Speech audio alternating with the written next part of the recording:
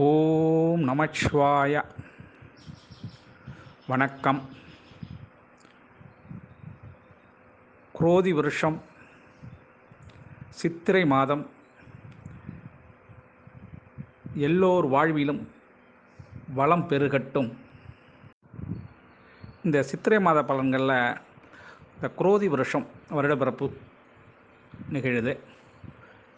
அது இப்போ சித்திரை 1 ஞாயிற்றுக்கிழமை வருடப்பிறப்புங்க.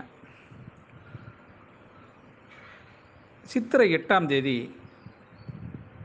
ஞாயிற்றுக்கிழமை மதுரை மீனாட்சி அம்மன் திருக்கல்யாணம் நடைபெறும். சித்திரை மாதம் 10 அன்னைக்கு பௌர்ணமி. கள்ளழகர் வைகை ஆற்றில் எழுந்தருளிப்பார்.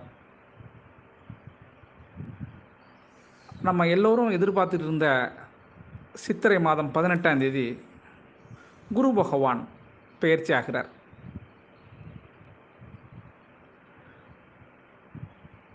மேஷத்திலிருந்து ரிஷபத்துக்கு போகிறார். சித்திரை மாதம் 25 புதன்கிழமை சர்வ அமாவாசை. இதெல்லாம் இந்த சித்திரை மாதத்தோட முக்கிய பண்டிகை விசேஷங்கள். சரி, சித்திரை மாதத்தோட கிரக அமைப்பு எப்படி இருக்கும் அப்படின்னு பார்க்கும்போது, மேஷ ராசியில் சூரியன் குரு,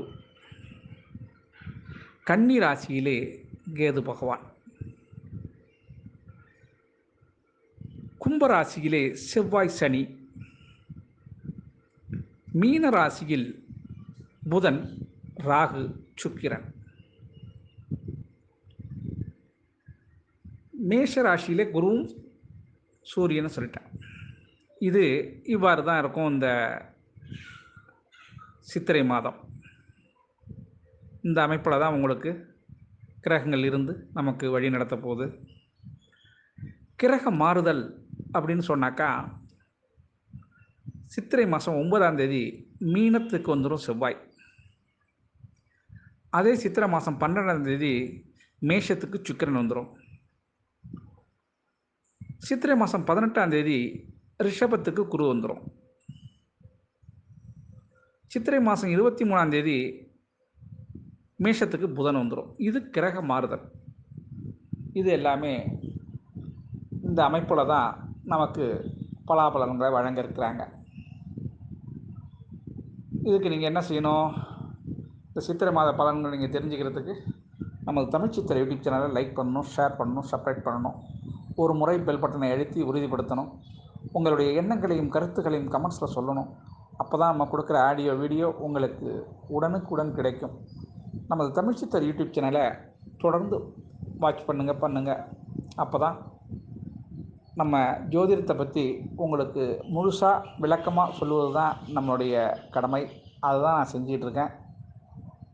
இந்த சித்திரை மாதத்தோட பலன் உங்களுக்கு எப்படி இருக்கும் என்பதை ஒவ்வொரு ராசியாக நான் சொல்ல போகிறேன்.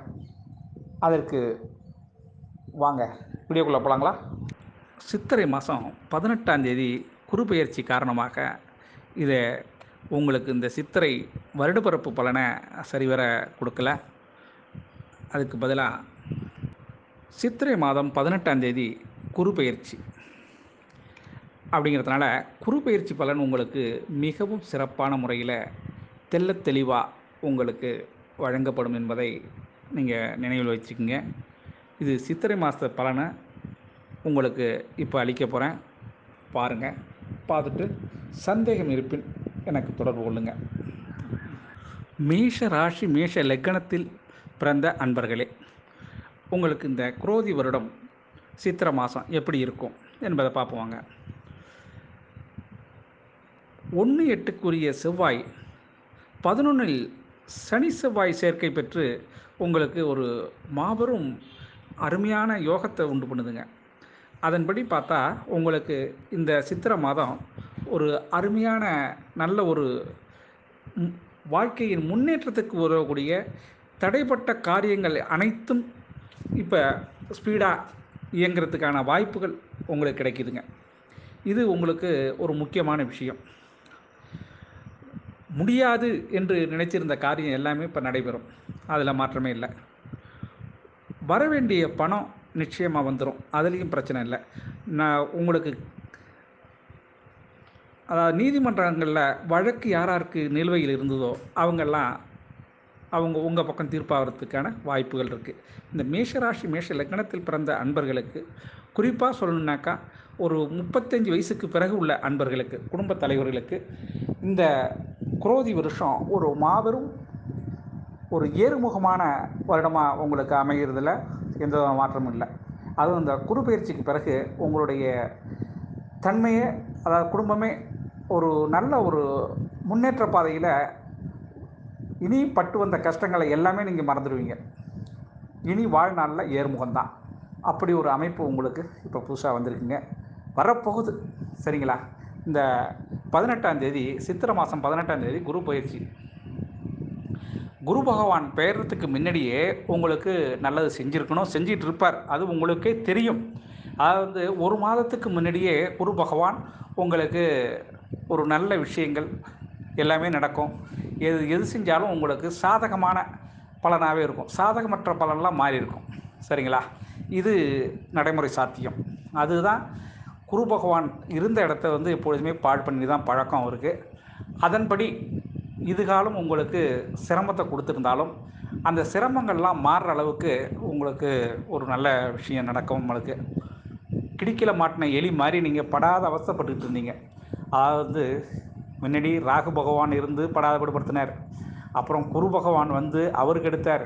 ஆக இது வெளியில் சொல்ல முடியாத ரணத்தொந்தரவு மாதிரி நீங்கள் பட்டு வந்த கஷ்டம் பெரிய பாதகம்.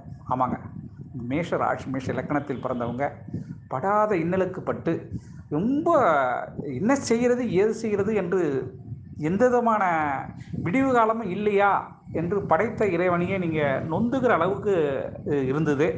ஆனால் அது எல்லாமே இப்போ மாறுது. அதனால் இனி வரும் காலம் உங்களுக்கு வசந்த காலம்தான்.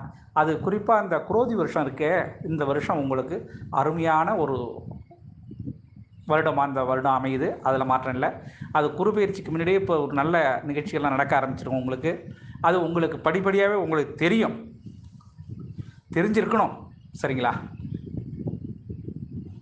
உறவினர்கள் வருகை உண்டுங்க உங்களுக்கு. உறவினர்கள் வருகையால் சிறு சிறு மனத்தாங்கள் எல்லாம் மாறும். ஆமாம், மனத்தாங்கள் மாறும். சகோதர சகோதரிகள் உங்களுக்கு கொஞ்சம் ஏற்கனவே பிரச்சனையில் இருந்தவங்கெல்லாம் இப்போ ரிலீவ் ஆகிட்டாங்க. இனி வந்து உங்களுக்கு அவங்க துணை செய்வாங்க. சகோதரன் சகோதரி இந்த மேஷராசி மேஷ லக்னத்தில் பிறந்த அன்பர்களுக்கு உதவி உண்டு.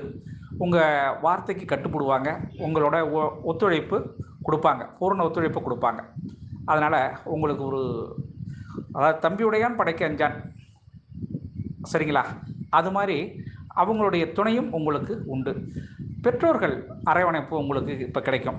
இந்த மேஷராசி மேஷ லக்னத்தில் பிறந்தவங்களுக்கு பெற்றோர்களுடைய முழு பாதுகாப்பும் உங்களுக்கு உண்டு. அது 1000 தான் இருந்தாலும் அவங்க நல்லா இருந்தால் தான் நமக்கு மனசுக்கு சந்தோஷமாக இருக்கும் அல்லவா? அவர்களுடைய உடல்நிலையில் நல்ல முன்னேற்றம் இருக்கும். அதனால் இந்த மேஷராசி மேஷ லக்னத்தில் பிறந்த அன்பர்களுக்கு ஒரு சிறப்பான மாதமாகவே இந்த சித்திரை மாதம் இருக்குது. அதில் ஒன்றும் மாற்றம் இல்லை. வருட துவக்கத்தில் உங்களுக்கு ஒரு நல்லது ஒரு செய்தி, நல்ல நிகழ்ச்சி நடக்கும்.